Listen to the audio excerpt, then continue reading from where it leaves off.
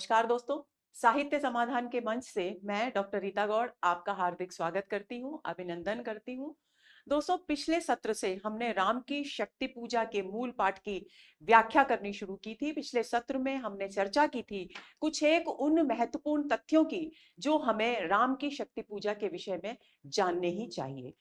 जहां तक सूर्यकांत त्रिपाठी निराला के जीवन और कृति परिचय का प्रश्न है, उस पर हमारा एक स्वतंत्र वीडियो पहले से ही है, तो हम डिस्क्रिप्शन में उसका लिंक आपको शेयर करेंगे ताकि आप उसे भी इसके साथ पहले पढ़ सकें। यानी पहले आपको पढ़ना है निराला जी का जीवन और कृति परिचय, और उसके बाद आपको यहाँ राम की शक्ति पूजा के अलग अलग सत्रों को पढ़ना है।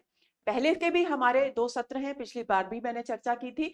उन सत्रों में हमने केवल महत्वपूर्ण अंश ही, कुछ चयनित अंशों पर ही बात की थी, लेकिन इस बार हमारा विचार है कि राम की शक्ति पूजा अपने आप में एक अद्भुत अनुपम कृति है। तो हम यदि उसके मूल पाठ को पूरी तरह से नहीं समझ पाएंगे तो हम संभवतः उसके प्रश्नों पर अच्छी तरह से विचार नहीं कर पाएंगे, उन्हें समझ नहीं पाएंगे और सही उत्तर नहीं दे पाएंगे। तो आज के दूसरे सत्र में हमने सिर्फ एक अंश की व्याख्या की थी पिछले सत्र में। आज हम उसके आगे के अंशों पर बात करने वाले हैं। तो चलिए शुरू करते हैं आज का सत्र। आज के सत्र की शुरुआत हो रही है इस अंश से। एक और बात दोस्तों मैं आपको बता दूं कि राम की शक्ति पूजा में स्वयं अपनी ओर से मूल पाठ 1, मूल पाठ 2 छंदों का कोई क्रम नहीं दिया हुआ है, संख्या नहीं है। ये हमने अपनी सुविधा से स्वयं निर्धारित कर रखे हैं, इस बात को भी आप ध्यान में रखें। तो चलिए शुरू करते हैं। अनिमेष राम विश्वजित दिव्य शर भंग भाव, विद्यांग बद्ध कोमट कोदंड मुष्टि खर रुधिर स्राव, रावण प्रहार दुर्वार विकल वानर दलबल, मूर्छित सुग्रीवानंद सुग्रीवांगद भीषण गवाक्ष गए नल। पिछले सत्र में हमने जो व्याख्या की थी पहले अंश की, उसमें हमने जान लिया था कि रावण का पलड़ा भारी है और वो वानर सेना जो है श्री राम की, उस हालांकि वो बहुत बलशाली है लेकिन उस पर भयंकर प्रहार कर रहा है और उसे आगे बढ़ने से रोक रहा है। अब उसके आगे की स्थिति क्या है वो हम इस अंश में पढ़ेंगे। तो निराला कहते हैं अनिमेष राम विश्वजित दिव्य शर भंग भाव। एक और तो दोस्तों रावण है जो बहुत ही भीषण रूप धारण कर, भीषण आक्रांता का रूप धारण कर श्री राम की सेना पर निरंतर भीषण प्रहार कर रहा है और कोई भी शक्तिशाली से शक्तिशाली वीर श्री राम की सेना का उसे आगे बढ़ने से रोकने में विफल हो रहा है। दूसरी ओर राम की स्थिति क्या है वो भी हमें समझनी है, क्योंकि 2 महत्वपूर्ण व्यक्ति हैं इस युद्ध में, एक है रावण और दूसरे हैं श्री राम। रावण असत्य और अधर्म का प्रतीक है और राम सत्य और धर्म के प्रतीक हैं। यानी ये युद्ध राम और रावण का नहीं है, बल्कि ये युद्ध है अधर्म, असत्य और सत्य और धर्म के बीच। तो आपको ये निरंतर ध्यान में रखना है कि कौन किसका प्रतीक है, और इस युद्ध के माध्यम से अधर्म और धर्म के संघर्ष, असत्य और सत्य के संघर्ष को चित्रित करने का प्रयास कर रहे हैं श्री निराला। तो वे कहते हैं अब राम की स्थिति क्या है। रावण की तो भीषण स्थिति है ही, पिछले सत्र में हम जान चुके थे। राम के पास एक से एक बड़े दिव्य शक्तिशाली, शक्ति से संपन्न, अद्भुत शक्ति से संपन्न बाण हैं, शर हैं, लेकिन और वो कैसे हैं, जिनमें विश्व को जीतने की क्षमता है। विश्वजित इस शब्द के को यदि हम संधि विच्छेद करेंगे तो ये होगा विश्वजित प्लस दिव्य। और विश्व को भी, विश्वजित को भी हम 2 भागों में करेंगे, तो विश्व और जित यानी विश्व को जीतने की सामर्थ्य से युक्त दिव्य यानी अलौकिक शर यानी बाण किसके पास है, श्री राम के पास है। तो श्री राम के पास विश्व को जीतने की अद्भुत क्षमता से युक्त न जाने कितने अलौकिक शस्त्र हैं, अस्त्र हैं। लेकिन दुर्भाग्य क्या है, विडंबना क्या है, विडंबना यह है कि वे जब भी किसी लक्ष्य पर निशाना साधकर बाण चलाते हैं, वो बाण अपने लक्ष्य तक पहुंचता ही नहीं। जबकि उन बाणों का इतिहास क्या है? उन बाणों का इतिहास है कि वे कभी अपने लक्ष्य से चूके ही नहीं। वे हमेशा अपने लक्ष्य पर लगे, क्योंकि वे साधारण बाण नहीं है, बल्कि वे अलौकिक बाण है, अनुपम बाण है। लेकिन यहां रावण के विरुद्ध युद्ध करते समय वे जब भी संधान करते हैं, जब भी निशाना लगाते हैं किसी भी लक्ष्य की ओर, वो बाण जो दिव्य और अलौकिक है, जिनमें विश्व को जीतने की अद्भुत क्षमता है, वे सभी अपने लक्ष्य से भंग होते हैं। भंग भाव यानी लक्ष्य से भ्रष्ट, यानी लक्ष्य पर लगते ही नहीं। ऐसी भाव भंगिमा होती है, मुद्रा हम की उसकी भाव भंगिमा ऐसी है। तो उन लक्ष्य, उन बाणों की जो भाव भंगिमा है, जो परंपरा से चली आ रही है, क्योंकि वो दिव्य है, उस भाव भंगिमा के अनुरूप वे काम ही नहीं कर रहे। वे लक्ष्य की ओर साधे जाते हैं, लेकिन लक्ष्य से हटकर ही निशाना लगता है। तो इस बात को, इस स्थिति को देखकर राम आश्चर्यचकित हैं।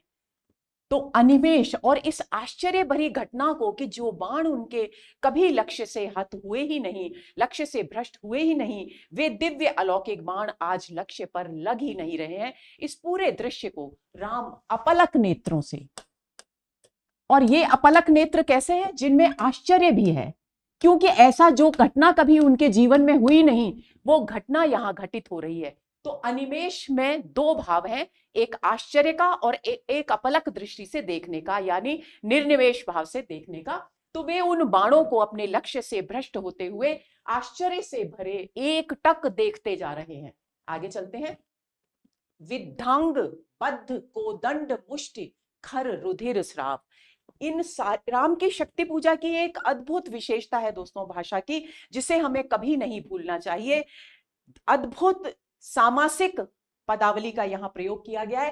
पूरी जो पंक्ति है, अनिमेष राम विश्वजित दिव्य शर भंग भाव समास है, विद्धांग बद्ध कोवन समास है। ये चारों पंक्तियां पूर्ण दीर्घ समासों से युक्त हैं। तो ये बात अगर राम की शक्ति पूजा की भाषा के विषय में सवाल आए, तो राम की शक्ति पूजा का जो शिल्प है, उसमें भाषा की विशेषता है सामासिकता और संस्कृत निष्ठ शब्दावली।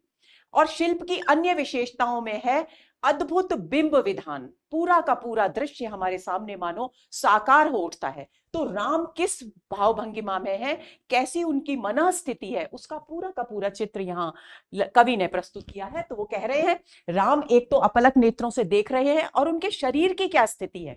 विद्धांग बद्ध, विद्ध अंग, यानी उनके अंगों में, उनके शरीर के अंगों में रावण के बाण बद्ध बिंधे हुए हैं, चुभे हुए हैं, लगे हुए हैं। कोदंड, लेकिन फिर भी वे कमजोर नहीं पड़ रहे, क्योंकि उनकी मुष्टि यानी उनकी मुट्ठी कोदंड यानी धनुष पर कसी हुई है, ढीली नहीं पड़ रही। उनके अंग प्रत्यंग में बाण चुभे हुए हैं, लेकिन फिर भी उनकी दृष्टि धनुष पर मजबूती से, उनकी पकड़ मजबूत है, और वे ढीली नहीं पड़ने दे रहे, यानी वे किसी भी स्थिति में कमजोर नहीं हो रहे। और क्या हो रहा है? क्योंकि जब हम किसी भी अंग को अपने पूरी ताकत के साथ पकड़ मजबूत करते हैं, तो हमारे अगर घाव हैं शरीर में, तो तेजी से उनसे रक्त प्रवाह होने लगता है। तो वही स्थिति श्री राम की है। खर रुधिर स्राव, खर का मतलब क्या है? तीव्र गति से। फलतः जहां जिन अंगों में बाण लगे हुए हैं, उन अंगों के बाणों के जो घाव हैं, उनसे तीव्र गति से रुधिर यानी रक्त, स्राव यानी बह रहा है। रावण प्रहार दुर्वार विकल वानर दल बल। और क्या हो रहा है? अब ये तो हो गई राम की स्थिति, अब रावण की स्थिति है। रावण क्या क्या कर रहा है? वानर दल जो है, वानरों की जो सेना है, बल यहां पर सैन्य के लिए, हमारे यहां भी आज भी हम शब्द इस्तेमाल करते हैं नौसेना दल, तो बल, तो सेना बल शब्द जो है वो वानर सेना के समूह के, उनकी टुकड़ी के लिए है। तो वानर दल जो है, जो शक्तिशाली वानर दल है, वो व्याकुल हो रहा है। क्यों व्याकुल हो रहा है? विकल, यह किसके लिए है? वानर दल के लिए है। वानर सेना में व्याकुलता व्याप्त है, क्योंकि रावण वानर सेना पर भीषण प्रहार कर रहा है। और वो प्रहार, भीषण प्रहार कैसा है? दुर्वार, निवारण की जगह हम लिखते हैं रोके जाने योग्य नहीं है जो। यानी ऐसे भीषण प्रहार रावण वानर सेना पर कर रहा है जिन्हें आसानी से, सहज रूप से वानरों का एक से एक महाबली धुरंधर वीर भी उन्हें रोक नहीं सकता, उनका वारण निवारण नहीं कर सकता, उनका प्रतिरोध नहीं कर सकता। ये दुर्वार शब्द रावण के प्रहार के लिए है। ऐसे प्रहार रावण सेना पर, वानर सेना पर कर रहा है जिन प्रहारों का मुकाबला ही नहीं किया जा सकता, जिन्हें किसी भी स्थिति में रोका नहीं जा सकता। और रावण के ये भीषण प्रहारों को देखकर जो श्री राम की वानर सेना है उसमें विकलता यानी व्याकुलता व्याप्त हो गई है। आगे चलते हैं। मूर्छित सुग्रीवांगद भीषण गवाक्ष गए नल। और राम की स्थिति क्या है? ये एक पंक्ति रावण की स्थिति की है और ये तीनों पंक्तियां ये श्री राम की स्थिति है और ये श्री राम की सेना की स्थिति है। अब राम की सेना की स्थिति क्या है? वानर दल जो कि उनका बहुत ही महत्वपूर्ण दल है, उसमें व्याकुलता व्याप्त है रावण के भीषण प्रहारों के कारण। दूसरी ओर सुग्रीव और अंगद जैसे भीषण रण योद्धा, अब अतुलित बल वाले जो उनके सेना नायक हैं, वे मूर्छित हो चुके हैं। सुग्रीव मूर्छित हैं, अंगद मूर्छित हैं। भीषण शब्द है विभीषण के लिए। विभीषण मूर्छित हैं, गवाक्ष मूर्छित हैं, गय और नल ये सारे के सारे बलशाली, अतुलित बलशाली योद्धा हैं श्री राम की वानर सेना के, और ये सभी मूर्छित हो चुके हैं। गवाक्ष जो है वो भी सुग्रीव की सेना के एक बहुत ही महत्वपूर्ण सेना नायक थे, जिनका तुलसीदास जी ने अपनी रामचरितमानस में उल्लेख नहीं किया, लेकिन इनका उल्लेख वाल्मीकि रामायण में जरूर मिलता है। तो आप इस बात को भी ध्यान में रखें, क्योंकि नल नील हम सुनते हैं नाम, विभीषण हम सुनते हैं, सुग्रीव और अंगद भी हम सुनते हैं, लेकिन गवाक्ष नहीं सुनते। तो आपको यह भी बात ध्यान में रखनी है कि गवाक्ष नाम के सुग्रीव की सेना में एक अतुलित बलशाली योद्धा थे। अच्छा, अब इस पे अलंकारों पे चर्चा करते हैं। अनिमेष राम विश्वजित दिव्य शर भंग भाव। भंग भाव में भ वर्ण की आवृत्ति है तो छे का अनुप्रास अलंकार है। विद्धांग बद्ध कोदंड मुष्टिखर रुधिर श्राप, ठीक है। रावण प्रहार दुर्वार विकल वानर दल, छे का अनुप्रास। मूर्छित सुग्रीवांगद भीषण गवाक्ष गए, गवाक्ष और गए में भी छे का अनुप्रास। तो केवल छे का अनुप्रास यानी अनुप्रासिक शब्दावली है और सामासिक पदों का, दीर्घ सामासिक पदों का प्रयोग है। ये दो विशेषताएं इस अंश की हैं। तो आपको अब इसमें प्रश्न की दृष्टि से क्या ध्यान में रखना है? आपको ध्यान रखना है कि रेखांकित पंक्ति का अर्थ क्या है। शर भंग भाव, क्योंकि भंग भाव बाणों के लिए बहुत कम प्रयुक्त होता है, लेकिन यहाँ विशेष अर्थ का द्योतक है, तो आपको यह भी ध्यान रखना चाहिए। यानी लक्ष्य पर लग ही नहीं रहे बाण, लक्ष्य से भ्रष्ट हो रहे हैं। उनकी जो भाव भंगिमा उनके गुणों के कारण जैसी चली आ रही है कि वे कभी लक्ष्य से चूके ही नहीं, वो भाव भंगिमा बिल्कुल उल्टी हो गई है। भंग भाव का अर्थ ये है, तो ये आपको ध्यान में रखना है। और कौन कौन मूर्छित हो गए हैं ये आपको ध्यान में रखना है। आगे चलें। वारित सौमित्र भल्लपति अगणित बल्लरोध। और युद्ध क्षेत्र में किनको रोक दिया गया है रावण की सेना के द्वारा? सौमित्र यानी लक्ष्मण को रोक दिया गया। लक्ष्मण युद्ध क्षेत्र से हट गए हैं। भल्लपति, जामवंत भी युद्ध क्षेत्र, यानी कुछ तो मूर्छित हो गए हैं और कुछ जो शक्तिशाली योद्धा थे वे लक्ष्मण और जामवंत जैसे, उन्हें युद्ध क्षेत्र से बाहर कर दिया गया है। वे युद्ध क्षेत्र से हट गए हैं, उन्हें इतनी बुरी तरह से रावण के द्वारा रोक दिया गया है। अगणित मल्लरोध, और श्री राम की सेना में मल्ल यानी पहलवानों के सदृश शक्तिशाली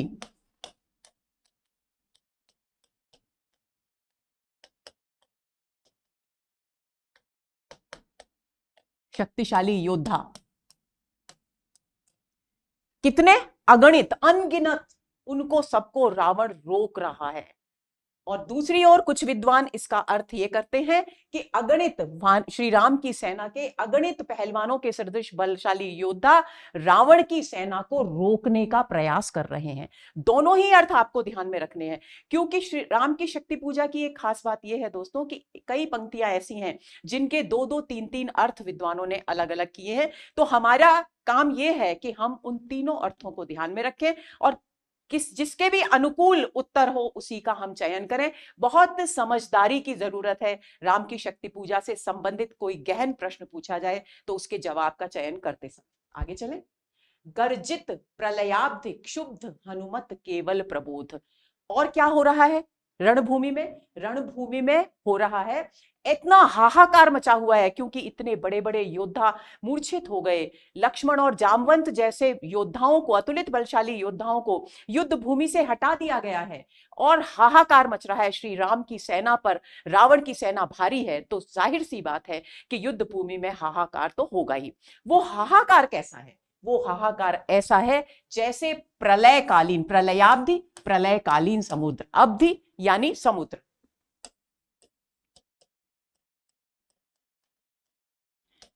प्रलयकालीन समुद्र में क्षुब्ध का अर्थ है तूफान आ गया हो। और प्रलयकालीन समुद्र में जब तूफान आता है तो उसकी लहरों की जो गर्जना है वो बहुत भीषण हो जाती है। तो युद्ध भूमि में इतना भीषण हाहाकार मचा हुआ है कि वो युद्ध भूमि नहीं लग रही, बल्कि ऐसा लग रहा है जैसे प्रलयकालीन समुद्र में भयंकर तूफान आ गया हो और उसकी लहरें उच्च स्वर में गर्जना कर उठी हो। यानी युद्ध का जो दृश्य है वो बहुत भयानक रूप धारण कर चुका है। हनुमत केवल प्रबोध। लेकिन इस भीषण युद्ध भूमि के दृश्य में भी केवल एक महावीर श्री राम की सेना का ऐसा है जो पूर्ण चैतन्य, प्रबोध यानी पूर्ण चैतन्य अवस्था में युद्ध कर रहा है निरंतर। और वो कौन है? हनुमान जी। हनुमत केवल प्रबोध, केवल हनुमान जी ही ऐसे हैं क्योंकि कुछ मूर्छित हो गए, कुछ को युद्ध भूमि से हटा दिया गया, कुछ संघर्षरत हैं, हाहाकार मचा हुआ है युद्ध भूमि में। लेकिन इन सारे भीषण परिवेश से निष्प्रह होकर, विरक्त होकर, ऊपर उठकर पूर्ण चैतन्य अवस्था के साथ हनुमान जी निरंतर युद्ध कर रहे हैं। आपको ध्यान रखना है, यदि पूछा जाए कि कौन पूर्ण चैतन्य के साथ युद्ध कर रहा है तो उत्तर होना चाहिए हनुमान जी। उद्गीरित वन्य भीम पर्वत कपि चतुः प्रहर। और कैसे लग रहे हैं हनुमान जी युद्ध करते हुए? ऐसे लग रहे हैं मानो कोई भीम यानी विशालकाय ज्वालामुखी पर्वत।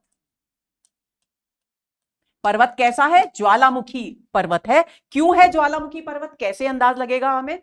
उद्गीरित वन्य, क्योंकि यह पर्वत ऐसा है जो उद्गीरित यानी छोड़ रहा है, जिसमें से छोड़ रहा है भी नहीं, जिसमें से वन्य यानी अग्नि की चिंगारियां, अग्नि की चिंगारियां उत्कीर्ण हो रही हैं, निकल रही हैं। तो किस पर्वत में से अग्नि की चिंगारियां निकलती हैं? जाहिर सी बात है कि ज्वालामुखी में से अग्नि की चिंगारियां निकलती हैं। तो उनके भीषण पराक्रम को, उनके युद्ध कौशल को इंगित करने के लिए निराला जी इस तरह के शब्दों का प्रयोग कर रहे हैं कि हनुमान जी पूर्ण चैतन्य के साथ युद्ध कर रहे हैं और वे युद्ध करते हुए ऐसे लग रहे हैं मानो कोई सक्रिय विशालकाय ज्वालामुखी संघर्षरत हो और उसके अंग प्रत्यंग से वन्य यानी अग्नि की चिंगारियां, अग्नि के स्फुलिंग निकल रहे हो। और ऐसे युद्ध, इस भीषणता के साथ, इस पराक्रम के साथ युद्ध करते करते कपि यानी हनुमान जी को चतु प्रहर, 4 प्रहर हो गए। 4 प्रहर तक वे निरंतर इसी तरह से भीषण रूप धारण कर युद्ध करते रहे। जानकी भीरु उर आशा भर रावण संवर। और केवल हनुमान जी ही ऐसे थे जो जानकी के आशंकित, डरे हुए, भीरु डरे हुए हृदय में। किस तरह का डर था जानकी के यानी सीता जी के हृदय में? कि न जाने रावण को राम पराजित कर पाएंगे या नहीं, ये आशंका। तो इस डरे हुए मन में, हृदय में, डरे हुए हृदय में केवल हनुमान जी का पराक्रम ही ऐसा था जो रावण को रोकने में श्री राम सफल होंगे, इस आशा का संचार कर रहा था।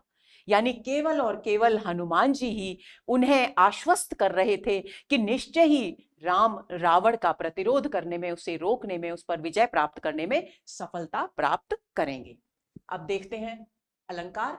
वारित सौमित्र भल्लपति अगणित मल्लरोध, वही सामासिक शब्दावली है। गर्जित प्रलयाब्धि क्षुब्ध हनुमत केवल प्रबोध। उद्गीरित वन्य भीम पर्वत कपि चतु प्रहर। और यहां पर है रूपक, और बल्कि रूपक से भी ज्यादा दोस्तों यहां पर आप समझिए रूपकातिशयोक्ति। और गर्जित प्रलयाब्धि में भी यही रूपकातिशयोक्ति अलंकार है, क्योंकि युद्ध भूमि के लिए ये रूपक इस्तेमाल किया गया है। भीम पर्वत कपि जानकी भीर उर आशा भर रावण संवर। बाकी ठीक है, आगे चलते हैं, अगले अंश पर आ गए। लौटे युगदल राक्षस पदतल पृथ्वी टलमल, विध महोल्लास से बार बार आकाश विकल, वानर वाहिनी खिन्न लख निज पति चरण चिन्ह, चल रही शिविर की ओर स्थविर दल ज्यों विभिन्न। अब किसका वर्णन है? सूर्यास्त हो ही चुका है, क्योंकि अंश की शुरुआत, राम की शक्ति पूजा की शुरुआत ही रवि हुआ अस्त से होती है। तो अस्त होने के बाद जब सूर्यास्त होने वाला था, उससे पहले की स्थिति क्या थी उसका चित्रण लाला जी कर चुके हैं कि रावण का पलड़ा भारी था, राम की सेना में व्याकुलता व्याप्त थी, कुछ योद्धा उनके मूर्छित हो गए थे, लक्ष्मण और जामवंत को युद्ध से हटा दिया गया था, यानी रावण का पलड़ा युद्ध में भारी था। अब सूर्यास्त हो चुका है। सूर्यास्त होने के बाद हमारे यहाँ, हमारी संस्कृति में जो युद्ध नीति है उसमें सूर्यास्त के बाद युद्ध वर्जित है, और सूर्योदय से ही युद्ध प्रारंभ होता है और सूर्यास्त होने से पहले तक होता है। तो उसी परंपरा का पालन करते हुए, उसी युद्ध के नियम का पालन करते हुए दोनों दल अपने अपने शिविरों की ओर लौट रहे हैं। अब क्योंकि राक्षसों की सेना यानी रावण की सेना का पलड़ा भारी रहा है, एक तरह से आज के युद्ध में उन्हें विजय मिली है, तो उस स्थिति में स्वाभाविक जाहिर सी बात है कि उनमें उल्लास चरम पर होगा। तो राक्षस वाहिनी, जो राक्षसों की सेना है यानी जो रावण की सेना है, वो उछलती कूदती हुई, चीत्कार करती हुई, हाहाकार करती हुई, जय जयकार करती हुई अपने भारी भरकम, क्योंकि राक्षसों की सेना है, अपने भारी भरकम चरणों के, पैरों के दबाव से पृथ्वी को टलमल यानी कंपायमान कर रही है। पृथ्वी उनके पैरों के दबाव से, पैरों की चोट से कांपती हुई सी प्रतीत हो रही है। और लौटे युगदल, युग का अर्थ है दो, यानी दोनों जो दल हैं, दोनों जो सैनिक दल हैं, कौन कौन से? रावण के सैन्य दल और श्री राम का सैन्य दल, दोनों अपने अपने शिविरों की ओर लौट गए हैं, क्योंकि सूर्यास्त हो चुका है। अब राक्षस कैसे लौट रहे हैं? उल्लास करते हुए, जय जयकार करते हुए, उछलते कूदते और पृथ्वी को कंपायमान करते हुए वे अपने शिविर की ओर लौट रहे हैं। बिंद महोल्लास से बार बार आकाश विकल, और उनका जो उच्च स्वर में उल्लास व्यक्त किया जा रहा है अपने विजयी होने का, उससे उसका स्वर इतना ऊंचा है कि आकाश तक ऐसा लग रहा है मानो पृथ्वी से लेकर आकाश तक उनके उल्लास का स्वर दिखाई दे रहा हो, सुनाई दे रहा हो, गूंज रहा हो। अब आकाश विकल क्यों है, इस बात पर आपको ध्यान देना है। आकाश इसलिए विकल है दोस्तों कि आकाश को हमारी संस्कृति में देवताओं का निवास स्थान माना जाता है, और यदि रावण का पलड़ा भारी रहेगा या रावण की विजय होगी, तो जाहिर सी बात है कि असत्य और अधर्म की विजय होगी, और देवता कभी ये नहीं स्वीकार करेंगे कि अधर्म और असत्य की विजय हो, क्योंकि वे हमेशा चाहेंगे कि पृथ्वी पर धर्म और सत्य की स्थापना हो। तो इसीलिए आकाश तक व्याकुलता है, एक तो उच्च स्वर के कारण, दूसरे देवता भी विचलित हैं रावण के पलड़े के भारी होने के कारण, कि वे आशंकित हैं, उनका मन व्याकुल हो गया है कि कहीं ऐसा न हो कि रावण विजयी हो जाए और अधर्म और असत्य की पृथ्वी पर स्थापना हो जाए, तो फिर सृष्टि का क्या होगा, ये चिंता उन्हें व्याकुल कर दे रही है। तो बिंद महोल्लास से बार बार आकाश विकल, वानर दूसरी, ये तो रावण की सेना की स्थिति है। अब श्री राम की सेना की स्थिति क्या है? वानर वाहिनी खिन्न, जो राम की वानर वाहिनी है, वानर सेना है, वो खिन्न है, उदास है मन से। लख यानी देखती हुई, निज यानी अपने पति यानी स्वामी, स्वामी कौन है? श्री राम, अपने स्वामी के चरणों, कदमों के निशानों को देखती हुई, यानी अर्थ व्यंजित अर्थ क्या हुआ कि श्री राम आगे आगे चल रहे हैं और उनके चरण चिन्हों का अनुसरण करती हुई सिर झुकाए वानर वाहिनी, वानरों की सेना अपने स्वामी श्री राम के पीछे पीछे चल रही है। अब लख, जो लख निज पति चरण चिन्ह में दो अर्थ हैं।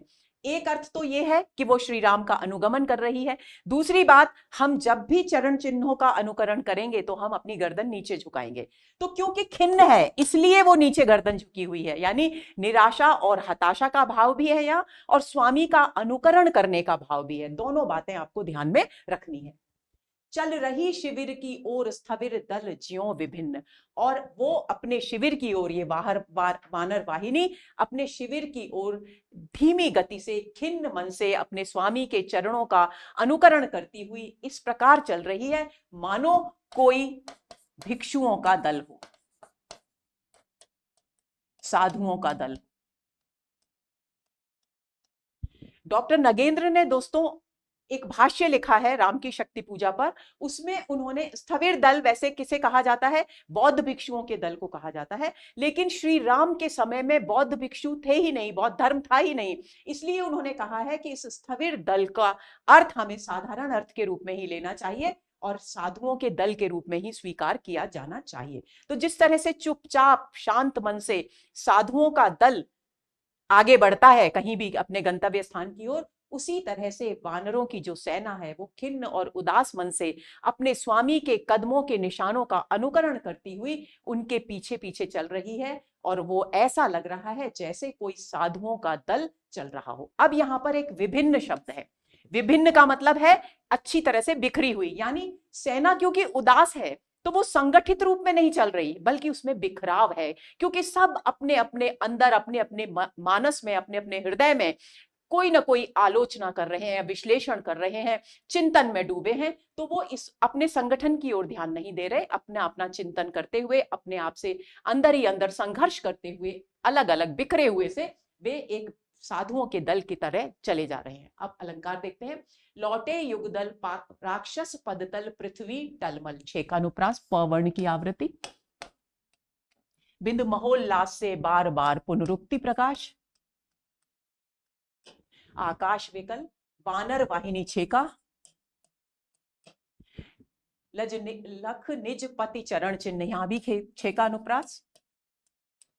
चल रही शिविर की ओर स्थविर दल ज्यों विभिन्न, उपमा अलंकार। आगे चलते हैं। प्रशमित है वातावरण। देखिए, रावण की सेना का परिचय हो गया, श्री राम की क्या स्थिति है वो उसका परिचय हो गया, वानर वाहिनी कैसे लौट रही है शिविर की ओर, राक्षसों की सेना कैसे लौट रही है, इसका पूरा वर्णन हो गया। अब निराला ध्यान केंद्रित करते हैं कि इस भीषण युद्ध के समय परिवेश कैसा है, वातावरण कैसा है, उसकी चर्चा वे अगली पंक्तियों में करते हैं। वे लिखते हैं, प्रशमित है वातावरण। वातावरण में स्तब्धता, सन्नाटा छाया हुआ है। सन्नाटा दो ही स्थितियों में छाता है, एक तो उस स्थान पर कोई भी नहीं हो प्राणी, दूसरा कि प्राणी तो हो लेकिन वे किसी अद्भुत घटित घटना के कारण उनको समझ नहीं आ रहा कि वो क्या करें, इसलिए वो शांत हैं और अंदर ही अंदर जूझ रहे हैं। तो ये जो शांति है वो स्तब्धता की शांति है। तो प्रशमित है वातावरण में, चारों ओर स्तब्धता छाई हुई है। नमित मुख सांध्य कमल, इस पंक्ति को बहुत अच्छी तरह समझना है दोस्तों। कुछ विद्वान इसका अर्थ करते हैं कि क्योंकि आगे है लक्ष्मण चिंतापल, यानी लक्ष्मण चिंतित भाव से चल रहे हैं, वातावरण शांत है और उनका संध्याकालीन कमल रूपी जो मुख है वो झुका हुआ है, चिंता होने के कारण झुका हुआ है। एक तो अर्थ ये है। डॉक्टर नगेंद्र ने इस पंक्ति के दो अर्थ बताए हैं, वो भी आपको ध्यान में रखने हैं। वो एक तरफ तो वो कहते हैं कि संध्याकालीन, जो साधारण जो अर्थ है वो कहते हैं कि संध्याकालीन जो कमल है वो मुरझाने लगे हैं, नमित, क्योंकि कमल के फूल की ये प्रवृत्ति होती है, ये स्वभाव होता है दोस्तों कि जब तक सूर्योदय होता है, सूर्य का प्रकाश रहता है, तब तक वह खिला रहता है और सूर्यास्त होते ही उसकी वो अपने कमल की जो नाल होती है उस पर वो पुष्प झुक जाता है। तो वही शिथिलता, वही झुकाव की ओर यहां संकेत किया जा रहा है। तो डॉक्टर नगेंद्र का एक अर्थ है कि संध्याकालीन कमल झुकने लगे हैं, संध्याकालीन कमल झुकने लगे हैं, इसका अर्थ हुआ कि शाम हो गई है। और दूसरा अलंकार, और दूसरा अर्थ यह है कि नमित मुख सांध्य कमल, तो संध्याकालीन कमल यानी जो सूर्य है, इसका अर्थ उन्होंने दूसरे अर्थ में जो अलंकार पर आधारित अर्थ है उसमें सूर्य लगाया है। सूर्य झुकने लगा है, जो अधोमुखी हो गया है, झुकने लगा है, यानी अस्त हो गया है। अर्थ दोनों का एक ही है, लेकिन विश्लेषण करने का तरीका अलग है, तो आपको दोनों अर्थ ध्यान में रखने हैं।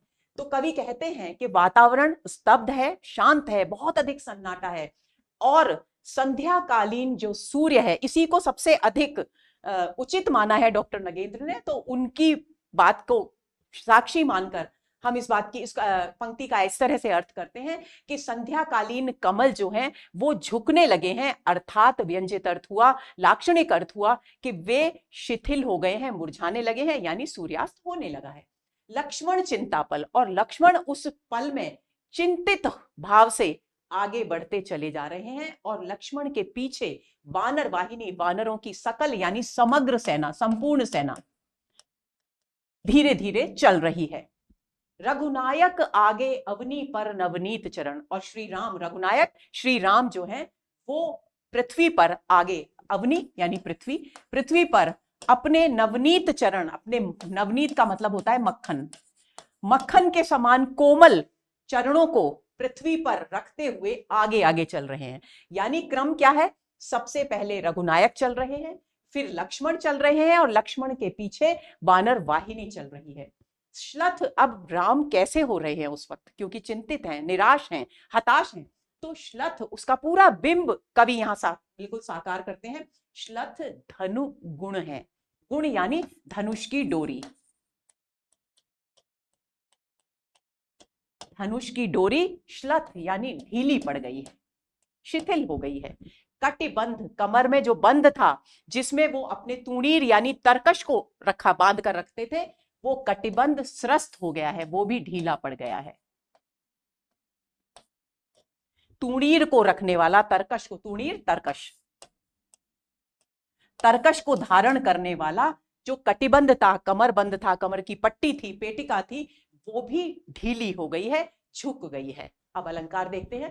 प्रशमित है वातावरण, नमक नमित मुख सांध्य कमल, यानी सांध्य कमल को यदि हम सूर्य का वाचक समझें तो यहां रूप का तो शियोक्ति अलंकार हो गया,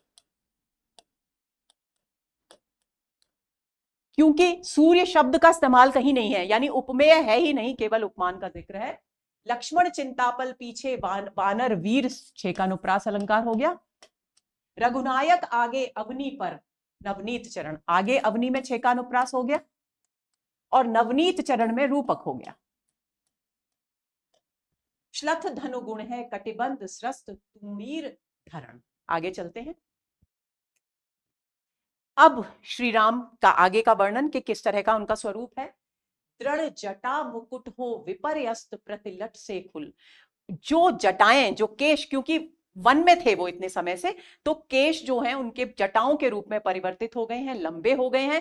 तो वो लंबे जो जटा रूपी जो केश थे, जटाओं के रूप में विकसित जो केश थे, उन केशों को जब युद्ध प्रारंभ हुआ था तो दृढ़ता पूर्वक, मजबूती से, मुकुट की तरह, जटाओं के मुकुट की तरह उन्होंने बांध रखा था। तो जो जटाएं मुकुट की तरह पहले शोभायमान थी युद्ध के प्रारंभ में, वो दृढ़ जटाओं का मुकुट विपर्यस्त यानी बिखर कर,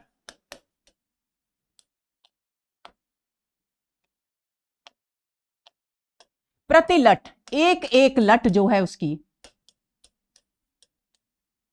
एक एक लट से खुल गया है, यानी पूरे बाल, उनके केश जो हैं वो बिखरे हुए हैं, केश राशि बिखरी हुई है। फैला पृष्ठ पर, और वे केश, जो लंबी केश राशि है, घनी केश राशि है, वो पृष्ठ यानी उनकी पीठ पर फैली हुई है, बाहुओं पर, उनकी भुजाओं पर फैली हुई है, उनके वक्ष पर फैली हुई है। विपुल, कैसी केश राशि है, ये केश राशि के लिए है विपुल, विपुल शब्द। जो घनी केश राशि है, जो लंबी केश राशि है, वो एक एक लट से खुल गई है, और पृष्ठ पर, पीठ पर फैली है, भुजाओं पर फैली है, उनके वक्ष पर फैली है, और बहुत घनी केश राशि है। अब उस दृश्य को, राम के इस दृश्य को, राम के स्वरूप को देखकर कवि कल्पना करते हैं कि काले केश हैं, श्यामल वर्ण के श्री राम हैं, और उनकी केश राशि, घने जो केश हैं, घने काले लंबे केश, वो पूरे उनके शरीर पर, पीठ पर, वक्ष पर, सब जगह बिखरे हुए हैं। तो कवि कल्पना करते हैं, ऐसा लग रहा है मानो उतरा ज्यों दुर्गम पर्वत पर नैशांधकार, नैशांधकार यानी रात्रि का अंधकार, निशा का अंधकार, मानो किसी दुर्गम यानी विशालकाय पर्वत के समान दृढ़ भुजाएं हैं, चौड़ा सीना है, मजबूत सुदृढ़ पीठ है उनकी, तो उस पर जब केश, काले केश बिखर बिखर रहे हैं, तो कवि कल्पना करते हैं, ऐसा लग रहा है किसी ऐसे दुर्गम पर्वत, विशालकाय दुर्गम पर्वत पर जिस पर चढ़ना नामुमकिन हो, कठिन हो, ऐसे पर्वत पर मानो रात्रि का अंधकार उतर आया हो, ऐसा उस समय लग रहा है। चमकती दूर ताराएं ज्यों हो कहीं पार। अब चारों ओर काले केश हैं, श्याम वर्ण के स्वयं श्री राम हैं, तो उन काले केशों के बीच से केवल और केवल उनके जो दो नेत्र हैं वही चमकते हुए दिखाई दे रहे हैं। तो वो नेत्र कैसे लग रहे हैं? मानो अंधकार से भरे आकाश में दूर कहीं दो तारे टिमटिमा रहे हो, दो तारे चमक रहे हो, ऐसा प्रतीत हो रहा है। आगे चल, अब अलंकार देखते हैं। दृढ़ जटा मुकुट हो विपर्यस्त प्रतिलट से फुल, फैला पृष्ठ पर बाहुओं पर, वक्ष पर विपुल। प वर्ण की कई बार आवृत्ति, वृत्ति अनुप्रास अलंकार।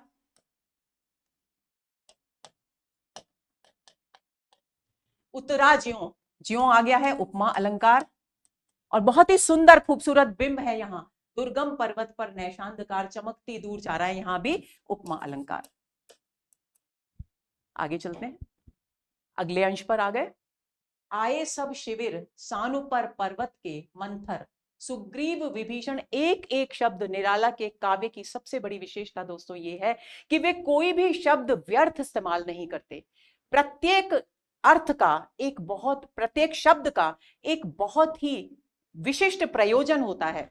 तो यहां भी ये जो मंथर शब्द है इसका विशिष्ट प्रयोजन है, क्योंकि वो मनस्थिति जो है श्री राम की सेना की, उसकी ओर संकेत करना चाह रहे हैं।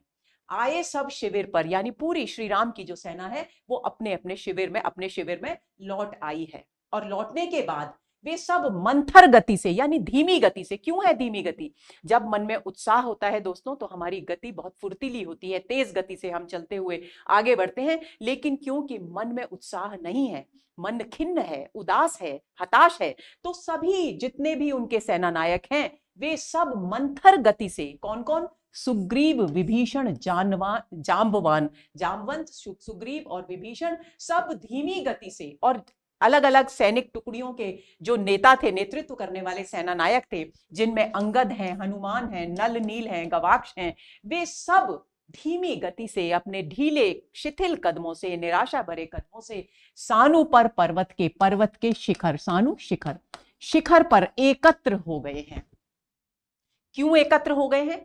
प्रात के रण का समाधान। आज दिन में प्रातःकाल जो युद्ध हुआ है, जिस युद्ध में रावण का पलड़ा भारी रहा है, अब कौन सी रणनीति अपनाई जाए कि रावण को रोका जा सके, उस पर विजय प्राप्त की जा सके। तो ये जो समस्या है रावण के भीषण प्रहार की, उसके समाधान के लिए वे सब यहाँ एकत्र हुए हैं।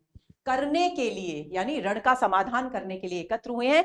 और वो यहां पहुंचने से पहले, पर्वत शिखर पर एकत्र होने से पहले क्या करके आए हैं? फेर वानर दल आश्रय स्थल। अपने जो सैनिक थे, उन सभी वानरों के जो सेना थी, उस पूरी सेना को अपने अपने आश्रय की ओर, यानी अपने अपने शिविर की ओर भेजकर केवल सेना नायक शिथिल गति से पर्वत शिखर पर एकत्र हुए हैं, ताकि विचार विमर्श कर प्रातःकालीन युद्ध में जो रावण का पलड़ा भारी रहा था उस पर, उसके विषय में कोई बातचीत की जा सके, कोई विशिष्ट रणनीति तय की जा सके। अब अलंकार देखते हैं। आए सब शिविर सानु पर पर्वत के, पवर्ण की आवृत्ति, छे का अनुप्रास। सुग्रीव, विभीषण, जाम्बवान आदि वानर, व वर्ण की आवृत्ति है तो छे का अनुप्रास हो गया। यहां पर एक बार है। सेनापति दल विशेष के अंगद, हनुमान, नलनील, नलनील में भी छे का अनुप्रास है, न वर्ण की एक बार आवृत्ति है। करने के लिए फेर वानर दल आश्रय स्थल। आगे चलते हैं। बैठे रघुकुल मणि श्वेत शिला पर निर्मल जल। बहुत ही महत्वपूर्ण अंश है श्री राम की शक्ति पूजा का ये। तो अब सब इकट्ठे हो गए हैं, सारे सेना नायक। श्री राम एक सफेद रंग की चट्टान पर बैठे हैं, जिसके लिए कुछ विद्वान कहते हैं ये स्फटिक शिला है। स्फटिक भी श्वेत रंग का होता है, और श्वेत शिला कवि ने जिक्र भी किया है। तो श्वेत शिला पर वे रघुकुल मणि, यानी रघुवंश के मणि जो हैं, यानी श्री राम हैं, वे बैठे हैं। निर्मल जल ले आए कर पद क्षालनार्थ पटु हनुमान।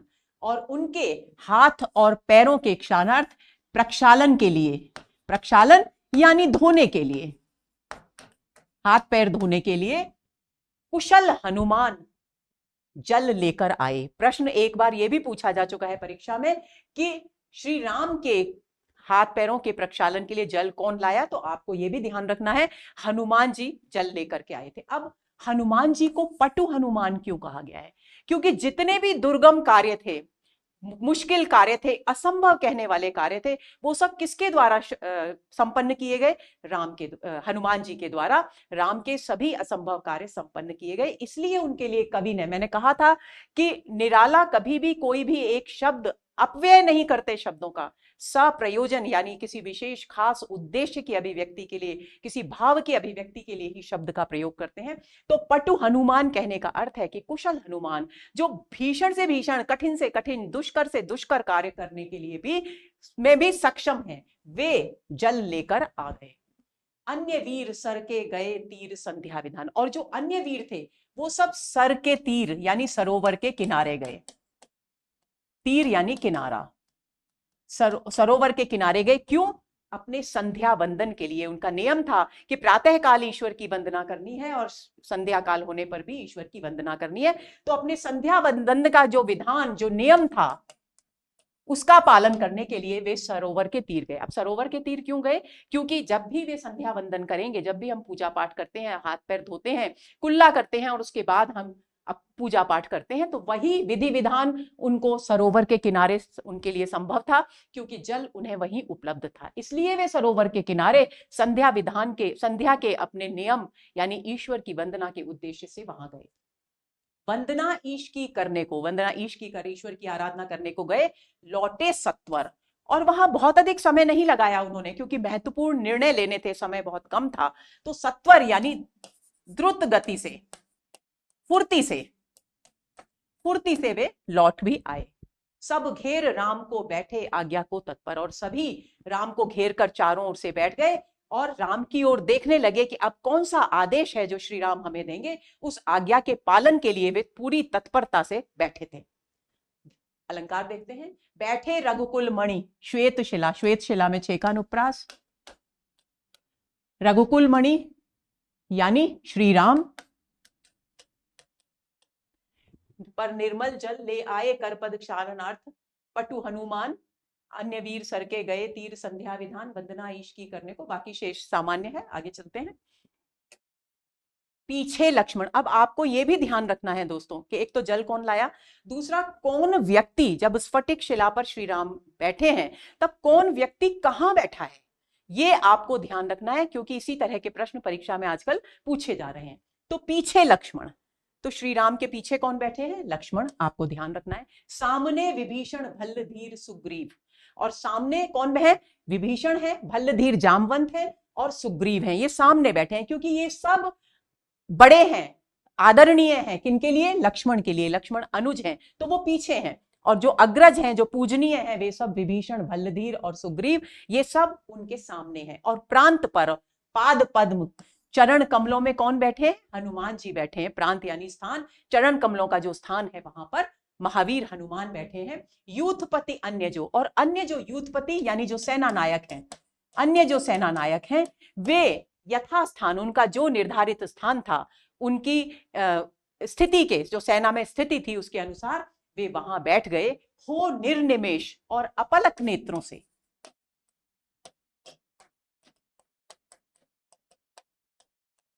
देखते राम का जित सरोज मुख श्याम देश।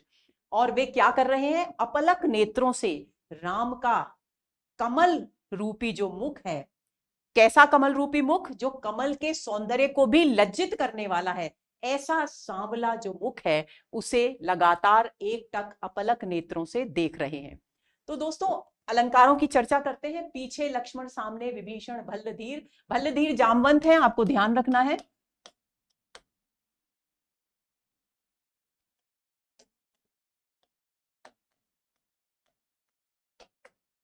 जामवान भी शब्द मिलता है। सुग्रीव प्रांत पर, यहां पर छेकानुप्रास है, नो सॉरी वृत्त्यनुप्रास है।